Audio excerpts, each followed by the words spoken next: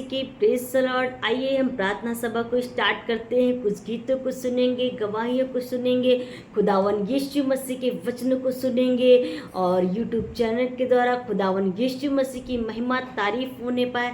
और जो बीमार है, जो परेशान है, किसी मुसीबत में है, वहाँ तक खुदावन यीशु मसीह का कलाम पहुँचने पाए और सब पर यीशु मसीह आपका दया, आपका अनुग्रह बना रहे। Praise the Lord. जय मसीह की।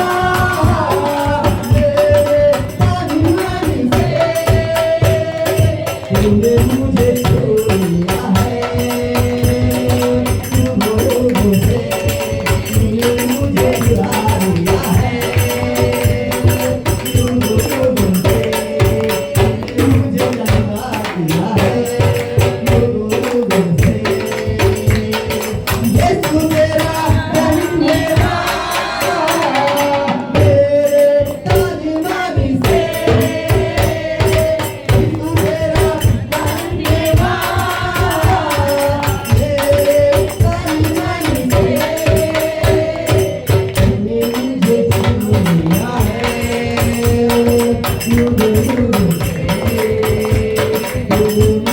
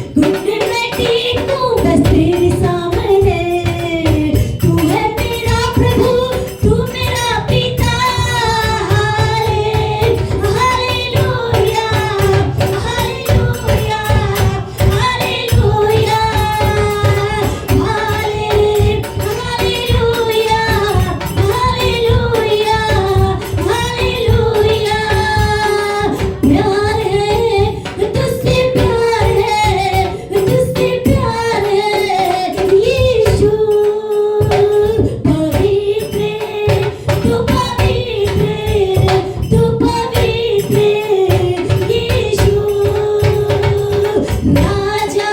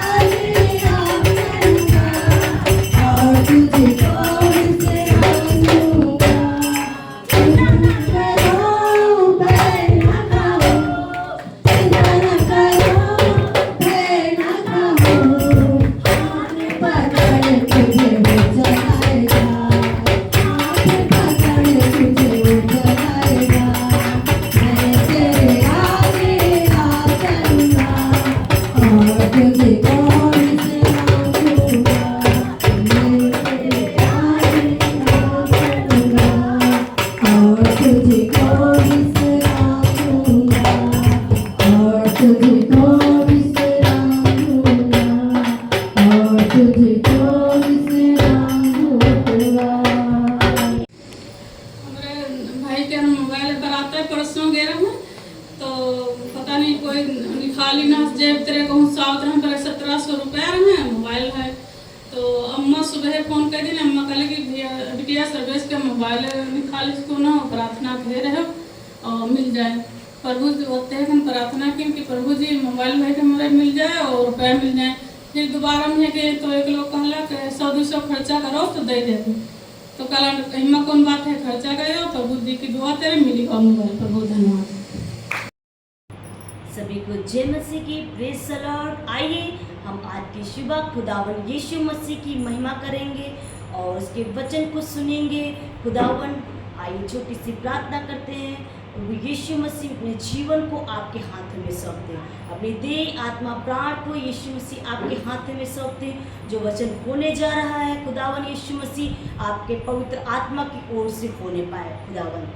और पवित्र आत्मा जी जो कुछ सुनते हैं पिता, वो अंधकार शक्तियाँ वचन को चुराने ना पाए, 30, 60, 100 गुना ये फल लेके आने पाए। यीशु के नाम से मांगते हैं, आमीन। आइए हम वचन को निकालेंगे। फर्स्ट राजा उसका 17 और हमारा टॉपिक आज विषय रहेगा कि अकाल। हालेलुया। अकाल सब्जेक्ट हमारा रहेगा कि परमेश्वर अकाल के दिनों में कैसे अपने लोगों की रक्षा करता है, कैसे अपने लोगों को खिलाता है, कैसे अपने लोगों को जीवन दान देता है। हालेलुया। आइए हम देखते हैं कि परमेश्वर अपने लोगों को खिलाता है। हालेलुया। पहला हमारा टॉपिक होगा कि परमेश्वर अपने लोगों को खिलाता है। हम पढ़ते हैं और यहाँ से हम पढ़ेंगे 2 से आय से 17 के 2 आय से पढ़ेंगे। तब यहोवा का यह वचन उसके पास पहुंचा, यहाँ से चलकर पूर्व की ओर जा और करीत नामक नाले में जो यरदन के पूर्व में छिप जा, उसी नाले का पानी तू पिया कर, और मैंने काऊ को आज्ञा दी है कि वे तुझे खिलाए। यहोवा का वचन मानकर वह यरदन के पूर्व में करीत नामक नाले में जाकर छिपा रहा, और सवेरे और सांझ को कावे उसके पास रोटी और मांस लाया करते थे और वह नाले का पानी पिया करता था। हालेलुया। यहाँ पे हम देख रहे हैं कि भविष्यवक्ता एलिया को परमेश्वर ने आज्ञा दी कि जब अकाल आया था तो परमेश्वर ने आज्ञा दी कि करीत नामक नाले के पास जा, वहाँ पर मैंने तुम्हारे लिए खाने की व्यवस्था की है और उसी नाले में जाना, तो वहाँ का पानी पीना, और मैंने कावों को आज्ञा दी है वो तेरे लिए भोजन लाएंगे। हालेलुया। जिसको परमेश्वर ने चुना है वो अद्भुत तरीके से होता है। हम सब लोग जानते हैं प्रिय भाई वह बहनों की, एक पक्षी जो होता है कावा, एक पक्षी होता है, वो बहुत ही लालची पक्षी होता है और परमेश्वर उसके जीवन से अपनी महिमा को कराना चाहता है। हालेलुया। कि कावे को आज्ञा दिया कि वो सांझ सवेरे को उसके लिए रोटी लाए। हालेलुया। और कावा ऐसा करता था कि जब एलिया वहाँ पे रुके ठहरे तो उसी नाले को पानी पी रहे थे, और कावा और सांझ सवेरे उसके लिए भोजन रोटी और मांस लाया करते थे। हालेलुया। और कुछ समय ऐसा हुआ कि वहाँ पे उस नाले का पानी भी सूख गया। हालेलुया। भाई बहन हम देखते हैं कि उस अकाल के समय में वहाँ पे परमेश्वर ने आज्ञा दी थी, और वहाँ पे एलिया नबी गए, प्रॉफिट भविष्यवक्ता वहाँ पे गए, वहाँ ठहरे, फिर कुछ दिनों के बाद वहाँ का पानी सूख जाता है। फिर परमेश्वर क्या कहते हैं। हालेलुया। आइए हमारा दूसरा सब्जेक्ट होगा इसी का कि विधवा को खिलाना। हालेलुया। फर्स्ट राजा के 17 के 8 को हम देखते हैं। हालेलुया। क्या लिखा है कि यहाँ पे देखते, तब यहोवा का वचन उसके पास पहुंचा, उस चलकर सदीन के शारपत नगर में जाकर रहो, और सुन मैंने वहाँ की एक विधवा को तेरे खिलाने की आज्ञा दी है। अतः वह वहाँ से चल दिया और शारपत को गया। नगर के फाटक के पास पहुंचकर उसने क्या देखा कि एक विधवा लकड़ी बीन रही है, और उसको बुलाकर उससे कहा, किसी पात्र मेरे पीने को थोड़ा पानी ले आ। जब वह लेने जा रही थी तो उसने उसे पुकार कर कहा, अपने हाथ में एक टुकड़ा रोटी भी मेरे पास लेती आ।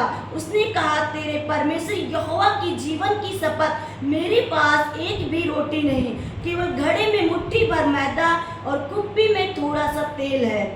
और मैं 1-2 लकड़ी बीन कर लिए जाती हूँ कि अपने और अपने बेटे के लिए उसे पकाऊं और हम उसे खाएं फिर मर जाए। हालेलुया।